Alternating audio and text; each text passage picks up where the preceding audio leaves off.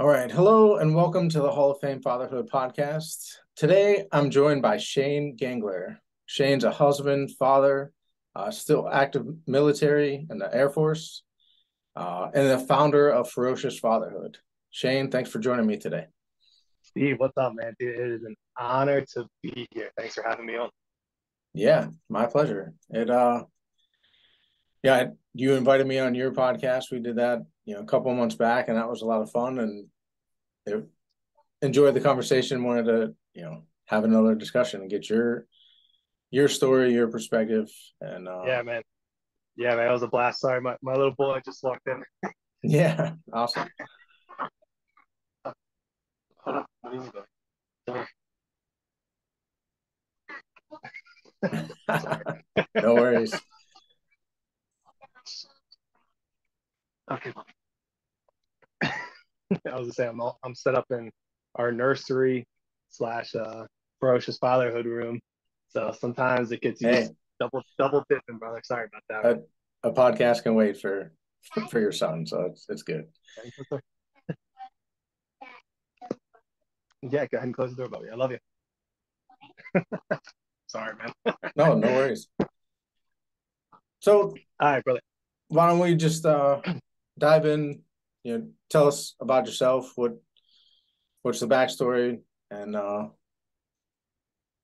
we'll dive in. Yeah, yeah, absolutely. So I'm Shane Gengler. Currently live out in Utah. I'm active duty Air Force. Been in the Air Force for about a decade.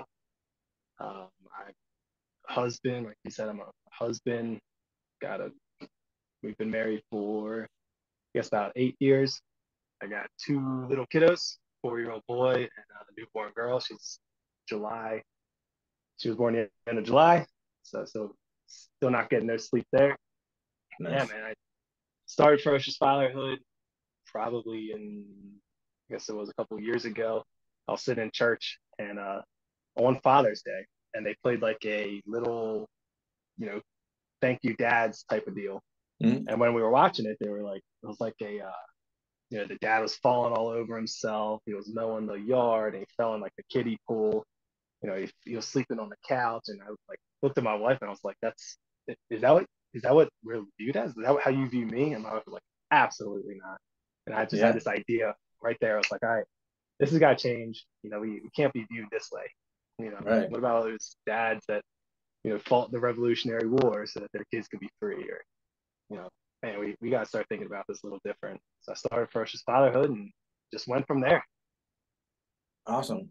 What uh are you still attending the same church? Like how? No, so that was actually at my last place we were at, but then the military moved us out here to Utah. So Gotcha. we found, obviously a new church and everything. So don't go there anymore. How how is the new church?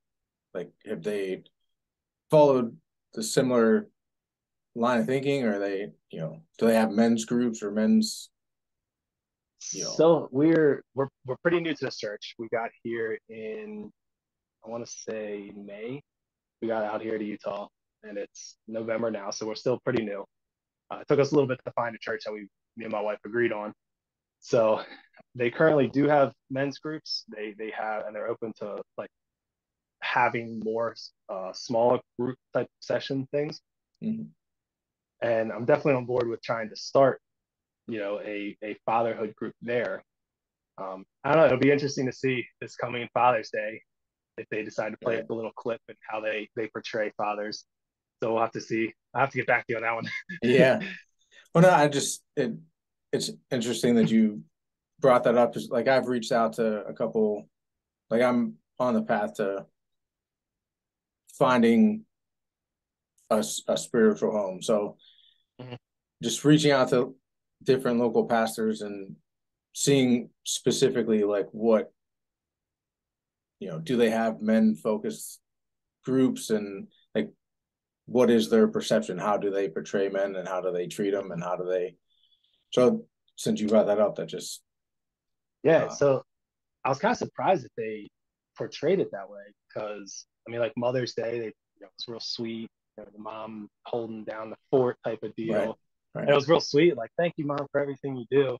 and Mm-hmm. they have that church had men's groups, and they got together once a month and on Saturday mornings and had breakfast. And I attended a couple of those and I loved it. It's like, all right, yeah, these are the type of dudes I want to be around. But man, something about that just struck me so. I was just so it struck a nerve, and I was just Yeah. like, all right, this ain't nope, nope, can't live with this. Yeah. Well, that's awesome that you're, doing something about it, playing a role and changing that narrative. Yeah, Um, yeah. Thank you for that. yeah, it's I mean, I feel like it's much needed at as many voices as we can have. Obviously there's, big ones, you know, like Ryan Mickler and guys like Mm-hmm. that are, you know, at the forefront, so to speak, but, you know, Mm-hmm. more, more guys, the better. So, Yeah, um, so with Ferocious Fatherhood, like, what is your like ultimate aim? Like, what is your goal? yeah. So our end game is to do a ferocious fatherhood camp, and we want to have it be like a 4 day type of deal, maybe like over the weekend, so dads don't have to take off a lot of time from work. And what we want to do is, I don't want to say boot camp because that's not the right word, but we Mm-hmm. definitely want to push guys physically and mentally. Up in the middle of the night, we're going on a hike through like a 3 mile hike through the woods, and cool, when we get there, now we're going to all have this little small breakout group, and we're going to push each other. That's the ultimate goal. That's where I see it in a couple years, being able to take it there and do things like that. Really push guys, push men to be the best individuals that you can be, the best husband you can be, and the best father. Awesome. Uh, how is your like military service gonna? Seems like that would aid you in putting something like that together. Do you think that'll be beneficial? Yeah, so I think it's definitely gonna be a challenge in having a full-time job and trying to put this together. But I mean, I have 2 years left on this current contract. We'll see what happens then. And 2 years is a lot of time for, if I'm really working on ferocious fatherhood, to be able to advocate this and really push this. But then, I mean, we'll see what happens, man. It'll be interesting. Right. I'm hoping to like kind of take the military experience, um, kind of to men who definitely want to better themselves and make themselves better. Mm-hmm. Not necessarily in like a hardcore, hey, I'm not in like a Navy SEAL kind of way. I'm not trying to root anyone out type of deal, but I definitely Gotcha. want to push people like physically, mentally Right. to be better. Awesome. So let's um all right, we'll come back to the mission and stuff, but just wanted to go into like, Hall of Fame fatherhood, kind of honoring the not the past. I mean, I'm assuming your father's still alive, Yeah, yeah. but your relationship with him, tell us a little bit about that and what that looked like growing up and what it looks like now. Yeah, absolutely. So my father and I, we had a great relationship all growing up. Him and my mom, they've been married forever. They got married, I think, back in like '85 or something. So they've been married as long as I've been alive. And my dad, he really set a good example of this is what a man is supposed to be like. When he went back to school, I got to watch him finish out his associate's degree. So I got to see him grow himself. He was always there for my mom whenever we needed stuff around the house. If I wouldn't say we grew up poor, but I wouldn't say that we went out to eat every single night. So, I Mm, mean, my dad worked multiple jobs to ensure that we had, food in the fridge, a roof over our head. So we always had things like that. So he really showed me what it meant to be just a man. He was in the military for 40 years, so I got to see kind of that aspect of it. I watched him deploy multiple times. He was a firefighter, so I also got to see him. He was like a volunteer firefighter, so I got to see that as well. Whenever the whistle went off and he needed to go help somebody, I got to see him stand up and say, "Hey, you know what? I'm gonna come help you." So I really got to see that. So that was really awesome. My dad was always at our. I played soccer my whole life. He was always at as many of the games as he could be. mm, The only reason he wouldn't come to a game was if he had work. He never missed a game other than that. And I mean, he went to all my brother's bike races. So he was always there for us pretty much. Always there. That continues on through today. I mean, he's obviously I'm in Utah, they're back in the East Coast. But even still, I mean, when they come out, he's always there for me if I need him. I can always call him up. Hey, how did you handle this situation when you were in the military? You know, with you being a dad, how do you handle this? What do I do here? Please help me. And he's always there just to be willing to not judge and just put out that support that I need. So he's been awesome. And then really when I got older, I started to appreciate what it was that he actually did for me. And when I realized, hey, other men they didn't have what I had. Their relationship with their dad, it might have been non-existent. And it was it was really kind of like a heartbreaking moment to be like, all right, I have this how my father treated me. I need to pass that on. And not just to my son or my daughter, but I need to pass that on to other men who are also looking for it. And that's also that with the church story from earlier really was the spark for Ferocious Fatherhood. Awesome. That yeah, there's not, you're probably in the minority of having somebody with, a father that's so supportive in there, like your father was or is. Um, what's the best lesson that he taught you? Man, he taught a whole bunch, but being there was the biggest one. Just being there for your kids when they need you. I can I cannot think of a time when I needed either fatherly advice or a swift kick in the ass, you know, whatever it was that I needed. He was always there, and that was something that I really learned later in life. I kind of reflected on it, and I became a dad myself. That was like, yeah, you just by you being there, you probably kept me out of jail, off drugs, out of gang, like off the streets, just by Yeah, being there. And so that was a really big one that he imparted on me. yeah, that's a big lesson. What would you say is the hardest lesson he's ever taught you? I would probably say the hardest lesson that I learned was if you're so I related to the military. So he was in the military, and when it came time for him to deploy, it was tough, but he had to do what he said that he was going to do. He signed up for the military. With the military, it comes deploying. So just seeing him be willing to step away from us to help keep us safe, that was probably the hardest lesson because in the moment you don't see it, Mm, right? yeah, I was real young. I was real young, and he deployed. It's like, oh, where's Daddy at? Oh, it's Christmas and Daddy's not here. I don't understand why. right. But then, it really sunk in later. Like, you as a man, you gotta do what you say you're going to do. That means that you deploy. Sometimes you gotta deploy. So that was probably the hardest lesson I had to learn because it hurt so much learning it. Yeah, yeah, I can only imagine. My father, didn't serve in the military, and he was very, present and always there. So, it's hard to fathom what that would be like to not have your father there, you know.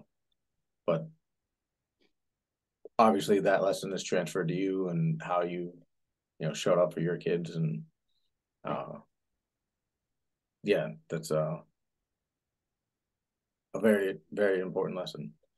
Yeah, and then Um, kind of with that, he also kind of taught me that you kind of got to look at things a little differently. So I'll kind of give you like a personal story there.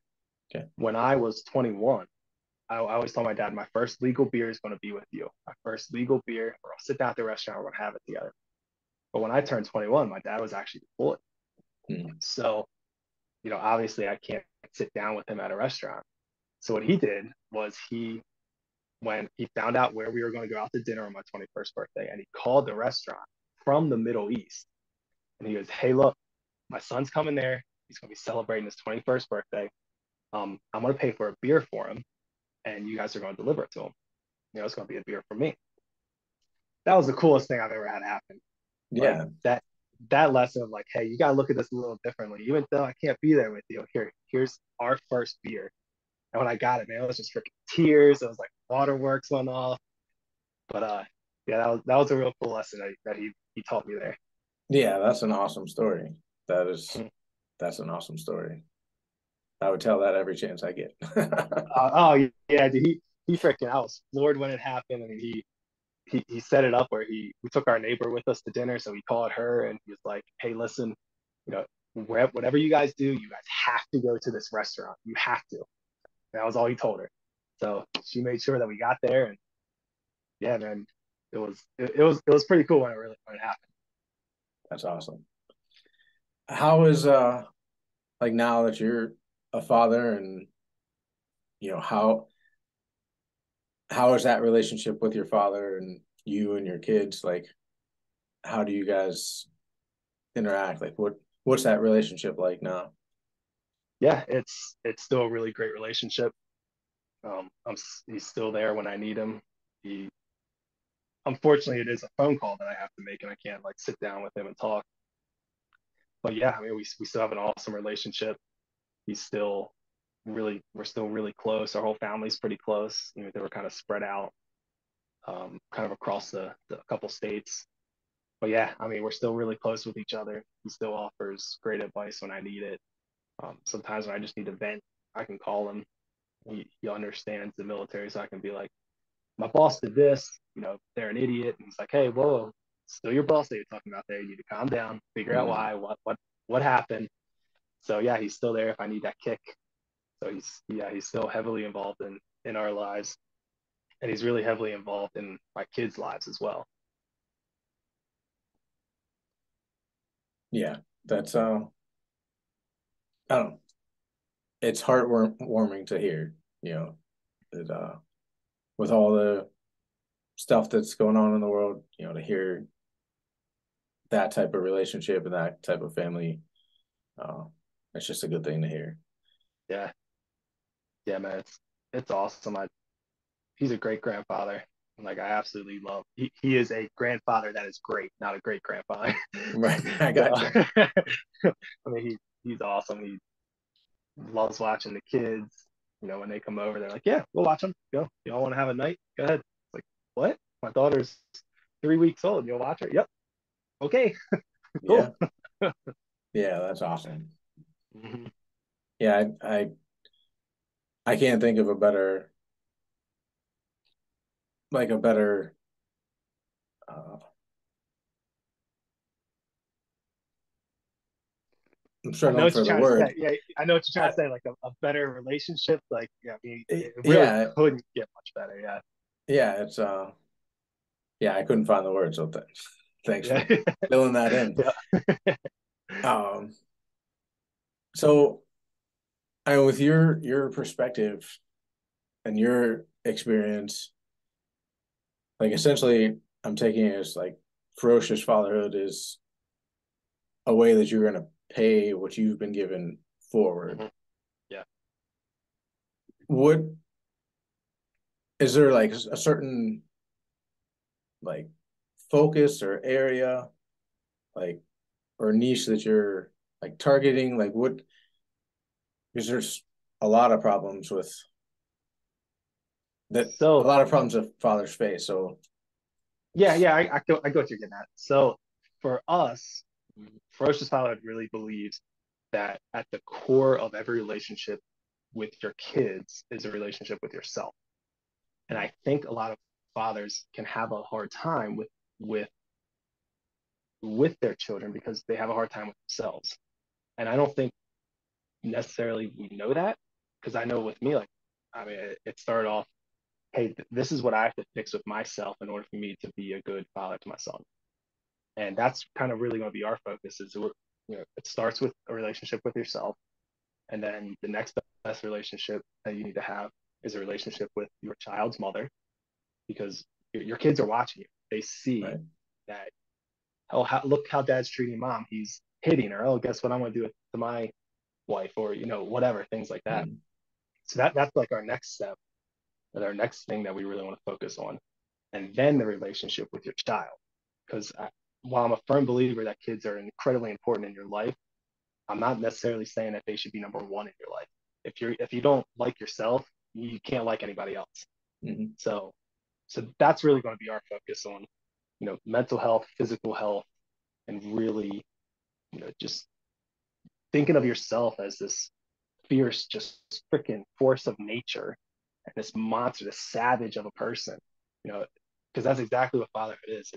It requires you to be a monster. It requires you to be just this badass dude. So that's how we want to focus our move forward for ferocious fatherhood. Gotcha. And so it's, like essentially like what I'm hearing is the relationship with yourself and your spouse or son's mom at least, um, and how we relate to all those things is very important. That's one thing that like I had to learn the hard way is Mm-hmm. like I focused a lot on the kids Mm-hmm. and you know romantic relationships suffered because of that. And Yeah. you know, it being married for almost 10 years Mm-hmm. and having that at the beginning, learning, I think it was my aunt, my godmother who told me like, you put her first, like Mm-hmm. it's not the kids. Mm-hmm. And at first I was like, what do you mean? Like it's all about the kids. But it's like, no, like you're teaching them how to relate to other, you're modeling how to relate to other peers, Yeah, essentially. exactly. And it was like, I don't know if I'd be married today or still married or, what the Mm-hmm. relationship would look like if she didn't tell me that and I didn't take it to heart. Yeah, man, Um, that's so awesome that that she laid that down on you, because a lot of men don't get that. A lot of people don't get that. And mhm, I don't, man, I know when I had kids, when I first had my son, it was like everything's about him, everything's about him. We gotta do everything with him. And mhm, then like my wife and I, we kind of started to like drift apart a little bit. And then it wasn't until one day when she was like, "Hey, we don't date anymore." It's like we don't. Yeah, you're right. mhm, And we had to make that a focus. And then what we found was when that became a focus, then our relationship with our kids also got better because we were happier with each other, with ourselves, and it just is a snowball effect. right. Yeah, it's like, you know, you two are the captain and co-captain of the ship, but if you're, just hanging out with I don't know the technical term, but the crew and looking Mm-hmm. to them to make decisions and, making sure they're okay, well, who's steering the boat, Yeah. And it's like so simple. Like it's looking back, it's almost hard to think like, how can you think any other way? Mm-hmm. But it's something that I have a 22-year-old, you know, try to impart on him. Like that's gonna be something like you gotta, because that is one area that I would say my father like didn't. He would uh put us before my mom in certain situations. Mm-hmm. So it was definitely learned, but uh a vital lesson to unlearn. So Mm-hmm. what what do you see as like the biggest challenges that fathers face? Man, I think one of the biggest challenges we face is allowing other people to tell us what our relationship should or shouldn't look like. And we kind of go back to kind of what we were just talking about.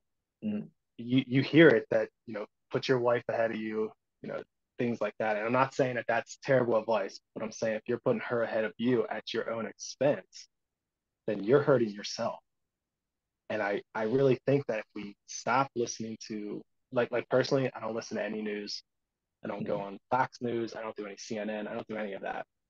And what I found is when we stop listening to what other people are telling me that it's supposed to be like, I just became so much happier. And like things in those outside sources, they don't know you, they don't know who you are. And I really believe that a lot of people just they hear whatever it is that Fox put out or CNN puts out, and they just take it to heart. Oh, yeah, that's what this is like now. That's what it's like. What? No freaking way is that. Right. Now you spend all that time worrying about that or looking at it this way, and you wasted all that time. So that's a big piece of advice I think fathers need to do is just figure out who you are, stop listening to everyone else, and then move forward from there. That's what I think the biggest challenge is listening to other people. So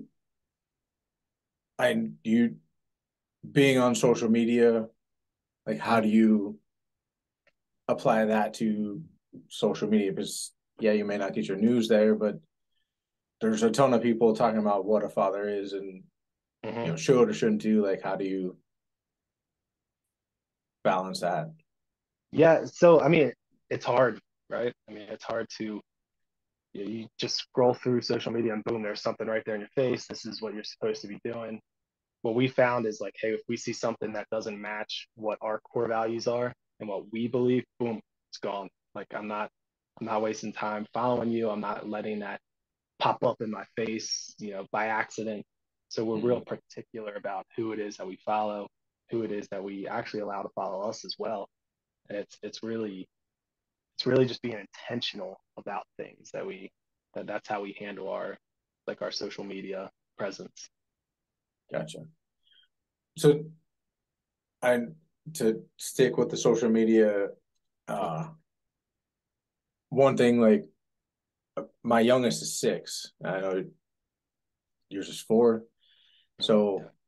like how have you and your wife talked about like what technology, allowing that into his life and when and those sorts of things? So we haven't necessarily had the talk of like, hey, let's get him a tablet or let's get him this or let's get him that. But we've had the talk of hey, we don't want him seeing us constantly on the phone, constantly on the computer. I don't want him to see me just spending all day, scrolling or whatever. So we've had the conversation where let's model our behavior to be real intentional with what it is that we want him to do. When he finally gets a tablet or a phone, whatever, we want him to be able to use it in moderation and for what it's for, not just be constantly stuck to it and, you know, just using it to mindlessly use it. Is there something that you do like is there like certain time limits that you put or certain like what do you do to make sure that it's intentional? So, like, one of the things we do is when we go out to eat, both me and my wife don't take our phones. So, what we'll do is we'll leave them in the car. That way, when we're out at dinner, on a family dinner with our kids, they see us paying them attention. And I mean, I can't pull out my phone and just start scrolling because I don't have it with me. And what that does is that helps me, my sons and my relationship because now we're sitting there and we're playing a game. Oh, look, I spy, or look what's over here. What do you think they're saying? So that's something that we've really initiated. And then just at home, we don't like if we sit down for a meal at home, the same exact thing. Our phones are away, not even in our pockets. They're usually in the other room, just off doing whatever a phone does when you don't use it. And that way we can be intentional with our family. It's just kind of like little things like that we really try to incorporate into our lifestyle. No, I like that. But especially even out to eat, like not bringing it in. Yeah, I'm guilty of, picking up for 1 second to do nothing, waste a minute. Mm-hmm. So I like that. I'm gonna try that Yeah, next time we go out. I'll say we used to do that same thing all the time when we were no way perfect. We used to be out to dinner and just her and I, and we'll both be sitting there on our phones, and it's like we just wasted all dinner. Like I took you out on a date on my phone. What? No, Right, right. like, I'm not dating my phone. I need to date you. Like get this out of here. So, like, what other intentionality, um, like, what other solutions do you see like fathers need to know? Putting your spouse first, I would say falls under that. Like, what else do you see as being important? So the military is pretty big on this. Like we have our core values, right? Each branch has their core values, but I also think that each person needs to kind of identify that.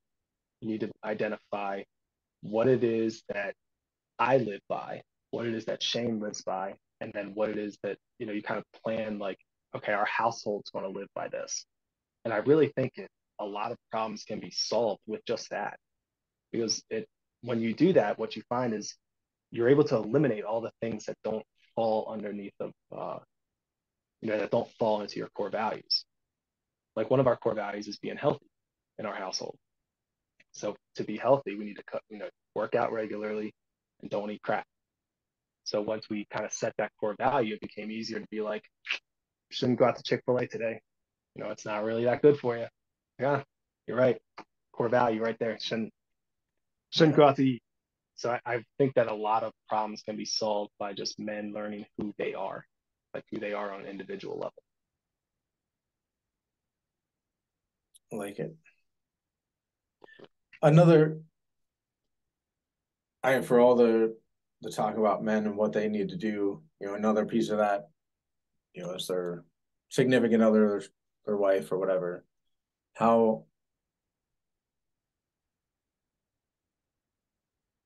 How do you?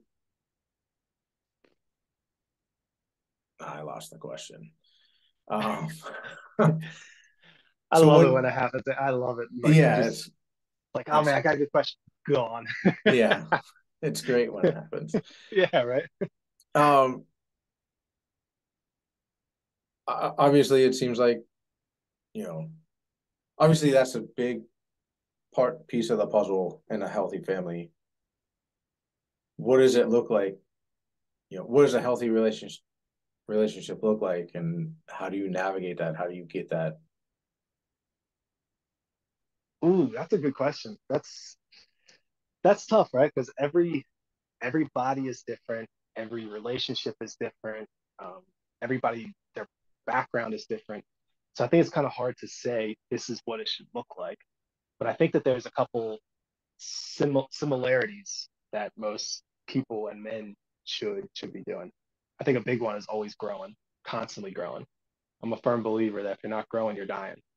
Hmm. So I think that you got to be out there, even if that's just something as simple as reading a book. Go read 15 minutes a day. You'll be amazed at how much you'll learn in just a year of reading 15 minutes a day. So I think things like that are real important. It's so hard. I think one of the big things is find out what it is. So for men, what we can do is we can find out what it is that are like our love language for our wives. What is it that your wife likes? And then you alter how you date her based off of what she likes. Hmm. And what I mean by that is, so my wife and I, we have different love languages. I enjoy encouragement, you know, praise, talking, things like that. That's how I know that my wife loves me when I hear her say, "Hey, I love you. You're awesome. Thanks for being cool. Whatever." Hmm. That doesn't work for my wife. My wife she likes gifts, and there's nothing wrong with that. There's nothing wrong if she likes it one way and I like it another. There's nothing wrong with that. But I think you have to find out what it is that your spouse likes and then apply it. It does no good for me to come down in the morning and say, "Hey, I love you. I love you." If I say it every single day, eventually she's gonna be like, "Yeah, but I want something. I want a gift. Like show me, like, give me something." Right, right. so so I really think that we have to find out what it is, the love language of our wives, and apply it. Yeah.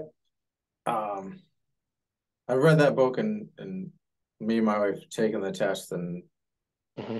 it does help to give you an idea of what to do, and I don't think it's a very useful tool. It's I forget what my love language is. I think I might forget what my wife's is too. I might have to reread that one. I'll say go reread it. Yeah. Go see if you can watch the videos too. The videos are pretty fun. Oh, really? I didn't Yeah, even yeah. like on YouTube or something. So I Or forget the author's name, but the guy that wrote the five love languages, he actually presents it. He's a pastor, and he okay. actually presents it. And the videos are very comical. and Okay. it's not comical in like a cartoon kind of sense. It's comical in like a stand-up comedian. The way that he presents it is pretty funny. Because it's funny, it sticks. It sticks a lot. I'll have to check that out.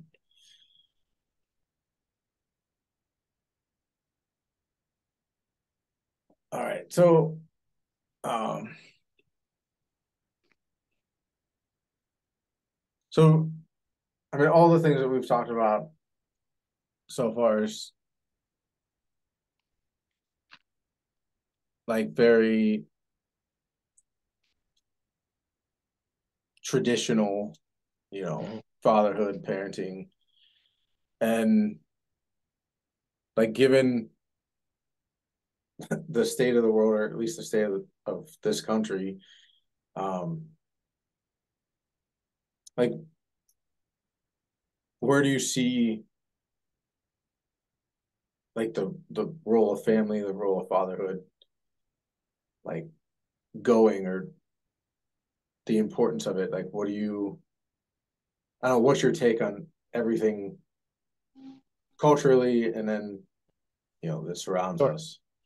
sure. So I I think so. Yeah, a lot. I believe a lot of fatherhood advice, a lot of just fatherhood is more traditional, old fashioned, kind of like what you were just saying. And I don't think the world sticks to that. I think the world is on like an ever increasing change, ever Mm-hmm. increasing like rate of change. We're rapidly changing quicker and quicker and quicker than the previous generations, and Mm-hmm. so on and so forth. And I really think that the way we're going to go is away from these traditional roles, away from traditional, masculinity, and kind of away from that. And I think that's really unfortunate because I think that a lot of problems with kids are caused because a father and a mother don't get along. I mean, the statistics are there. When a father and a mother are both in a household and together, I mean, all these things are drastically changed. Mm-hmm. And I really don't think that the culture that we're in perpetuates that. I really think that it kind of does the opposite of like, hey, oh, hey, go out, party, sleep around, whatever, this, that, whatever. And I really think that because we lose a lot of that, I think that the role of the father is going to become more important. But I think the world is going to view us as um, not as necessary. And I think that's so wrong because there's nothing in a household that is more important than the father and the mother and being together. There's nothing more important than that. Yeah, I agree. I was listening to Jordan Peterson a couple of days ago, and he said something.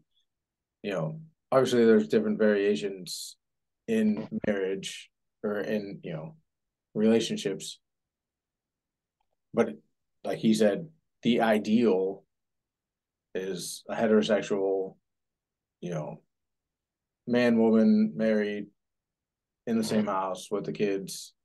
You know, Obviously, the healthiest version of that, like that's the ideal. Like Mm-hmm. all the other variations, uh, you know, are not. And it's like that feels like almost even strange to say, even though that's the type of environment that I'm Mm-hmm. striving for. But it's like, I don't know if I can disagree with them. And Mm-hmm. it's like, I agree with what you say. Like the role, the roles that we play, the way the world is moving, like it's very hard to see like what the future looks like, you know?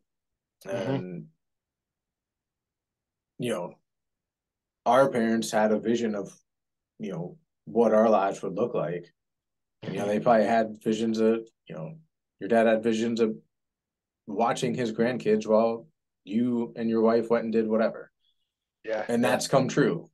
And it's Mm-hmm. like, I may hold those visions, but I hope they come true. I'm going to pray that they come true, but Mm-hmm. it's very hard to see what the future looks like because of the rate of change. And it's, it's astounding. It's exciting in a way, but it's also scary as hell. Yeah, it really is kind of scary. A lot of stuff you see, you know, is like, hey, go after your goals, go after, you know, chase the wealth, go be the best, whatever it is that you want to be. Oh, you want to be a basketball player, cool, go do that.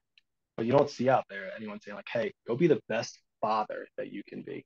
Go, you know, be an absolute beast in the household. You know, be there for your wife when she needs stuff. Be there for your kids when they need something. You don't see that. Right. And I really wish that we did. I really wish that, you know, as Ferocious Fatherhood, we're trying to get out there and be like, hey, look, you don't need to go be a basketball player to be an absolute animal. Just wake when your kid's crying at 2 o'clock in the morning because they're sick, hold them. Guess what? Mm-hmm. You're a freaking beast when you do that. Mm-hmm. Like you're an absolute savage when you're sitting there holding your kid when they got a fever and you know it's 2 o'clock in the morning, but you got to get up at 6 a.m. to go to work. You're an absolute animal doing it. Yeah, it definitely feels like men, fathers, like need to step up and uh will have to lead, through whatever's to come, uh for us to make it through to the other side. And Mm-hmm. you know, I the way I look at it is like I feel like I'm in a fight. Like, and I've never been in a physical altercation my entire life. But like that's what I feel like. I have to battle myself every day to work out and make sure I'm, doing the best I can to be the best that I can, for them. And it's like it definitely, if anybody's lacking purpose, like there's purpose right here in your family, right in front of Oh you. yeah. Oh yeah. Even if you're not a father, you know, Mm-hmm. it's like if you got a shitty relationship with your parents or your brother or your sister, like there's some purpose. Like why not try Mm-hmm. to reconcile that? Yeah, absolutely. That's a really good point. And I mean it sucks. Like that's no fun. But Mm-hmm. like what's the alternative? You know? Yeah, yeah. And I would And even say like if you're not with the mother of your child, it's even more important to make I don't want to say make that relationship work because I'm not saying like, hey, get back together with them, but to have some sort of meaningful relationship with the mother of the child, that is so important as well because like we talked about earlier, your kids are watching you. mm-hmm. Your kid is seeing you how you treat their mother.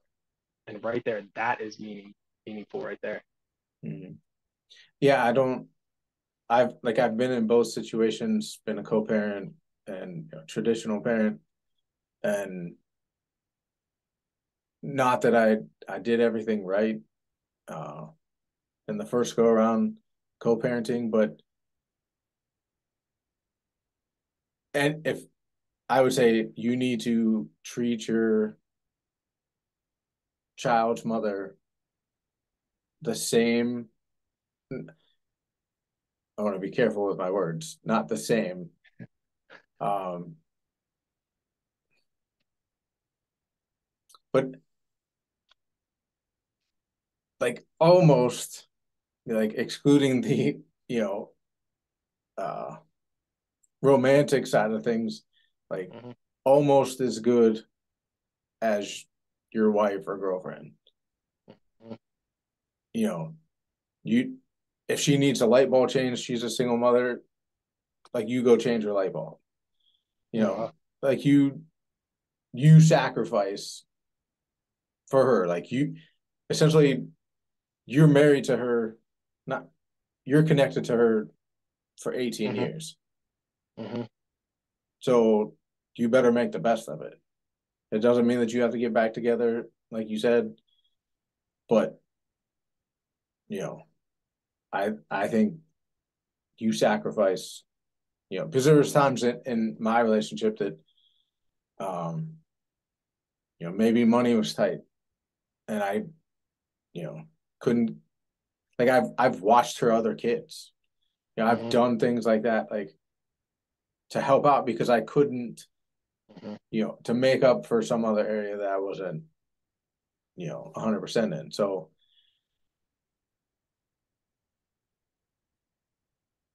it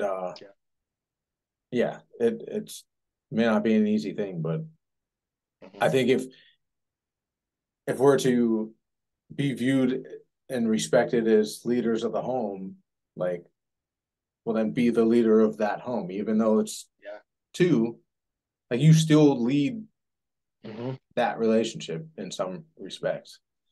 Yep. So yeah, that is excellent advice. That's really impressive that you have done things like that before. So good for you. That's really awesome. thanks. Yeah. Yeah. Yeah, sorry, I kind of went on a little tangent there. No apologies needed, man. Someone needed to hear that. um so I mean, I know we're coming up time, and I mean, it's been a great conversation. And Yeah. usually my last question to a guest is, how would you define a Hall of Fame father? Whew, man. So you got to have that courage, and that courage is to do the right thing, the right place at the right time. And if you have that courage, I think you're 9/10 of the way there. Because I think deep down, every single father knows what it is, what the right thing is. There's very few circumstances that come up where you don't have an inkling of like, hey, I should do this instead of that. So you have to be willing to do what that right thing is at whatever cost. Sometimes it's gonna be hard and it's gonna suck and the situation's gonna come up where to do the right thing is gonna put you in a lot of pain. But I think that if you can do the right thing and be able to just have that courage, I think you're like 90% of the way there. I think that other, 10% is growth. I think we have to constantly be growing. So that's so important that you have to constantly be growing so your kids can see you grow, and you have to constantly be growing so you can become a better father, become a better man, a better husband. So I really think that those two things combined definitely puts you up there. I mean, there's a million different things that all can kind of go into it, but if Oh I had yeah. to narrow it down, I would say those are some of the top two things. So I'm going to ask you with this, how would you define a Hall of Fame father? How do I define a Hall of Fame father? Mhm. So I would say presence is first, sacrifice, courage, service, and love. Mm-hmm. Yeah, those are If really good. if if you act, if struggling for words today. Um, I mean, if you stick to those core values, like I don't think you can go wrong. Um, Yeah.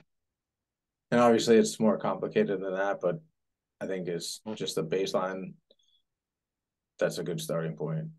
And Yeah. it takes a lot of work. And I guess that's the other thing is like actually work, like to be a good father. Like there's, Mhm. you know, we have the ability to, we record ourselves on social media and phones and all this stuff. And it's like we actually have the ability to, you know, check our game film, so to speak, Mhm. and like Yeah. check ourselves to be like, oh, no, I messed up here, I messed up there, but I'll do better next time. And it's Mhm. like, you know, if you're willing to admit that, admit when you're wrong, and strive to be better, you know, I think you're there. Yeah. Those are really good. And I definitely, that last one was me. That's spot on, man. If you can look at what it is that you need to do or what you've done, admit, hey, this wasn't right, and fix it. I mean, just as a human, you're a freaking Hall of Fame human right there. But I think that's the last thing I would add is like you never get there. Like you actually never Yeah. reach the Hall of Fame, Hmm. or at least you'll never be alive to be enshrined in the Hall of Fame. Yeah, right. It'll be, You know, it's decades from now and they look back and they, yeah, yeah, Shane, he was an alright dude. He's there. right. Well, and the most important hall that you can be enshrined in is the hearts of your kids and loved ones. Mhm, Like that's the hall of fame that you are trying to leave an indelible mark on. You mhm, know, it's not, any building that I'm going to build or anything that Steve Mistovich is going to, just because I have mhm. Hall of Fame fatherhood, like, no, it's your home, it's your kids, it's your wife, it's your loved ones. Like Yeah, that's where you want to be enshrined in. yeah, So, you're absolutely right. Yep. so It's just a shame that we don't see it that way. You know what I mean? Like, it's a shame that, I mean, like, Genghis Khan, the greatest ruler ever, was right, known as what he's conquered, not was he a good dad? We don't know. I mean, nobody knows. So right, it's we really got to look at this different. I mean, you hit it right on. You have to be thinking of those things, and it's in those little moments where you can really step up and become that. It's in those little moments of, like, one of the big things that we focus on in our house is when my son makes a mistake, rather than sit there and like, now you're not supposed to do that. We really try to, like, okay, what can we learn from this? Like, one of the big things, one of the first examples that we did was was throwing a shoe in the kitchen, hit a cup of coffee, boom, exploded everywhere. Instead of getting all upset, I mean, it's already spilled. You got to clean it up. Why get upset about it? So right. we got to teach him, hey, look, let's clean this up now. This is what you do. This is where the towels are. This is what, how you wipe it up. This is where you put the towels afterward. Hey, guess what? It's real sticky now. Get the Lysol wipes. This is what we have to. It's in little moments like that that's what separates the good dads from the great dads. Yeah, I agree. That that's again just being present in the moment, realizing Yep. you can't cry over spilled milk, Yeah, you know. exactly. And believe me, it's easy to cry over spilled milk, and sometimes it feels good to cry over spilled milk, but Yep. you know that comes at a cost. Mm-hmm. Yeah, I would actually say, like, those moments of showing that restraint of yelling is actually harder than actually just going off. I mean, it's so hard to stop whatever your human emotion is. Yeah. 'Cause, I mean, it's normal, right? It's normal to, like, get upset at something, but it's so Mhm. hard to, like, hey, take a step back, don't get upset. What do we got to do to fix this, and let's move forward. Yeah. Yeah. That like stoic, that stoicism, like being able to contain that, like it one is in a message that men are given today, that Mm-hmm. we're all about supposed to be in our feelings and able to express them. And it's like, well, you know, there's a way to express them. And, Yeah, yeah, exactly. you know, that's a very specific type of way. Mm-hmm. But yeah, I don't know. I really enjoyed this conversation, Shane. And Man, this was a blast. I always love coming out and just talking to anybody who's willing to have me on. So it was a huge honor. Thank you yeah, so much for having me on, brother. It was awesome. yeah, my pleasure. And look forward to connecting in the future. Yeah, absolutely, brother. Take care, man. All right. You too.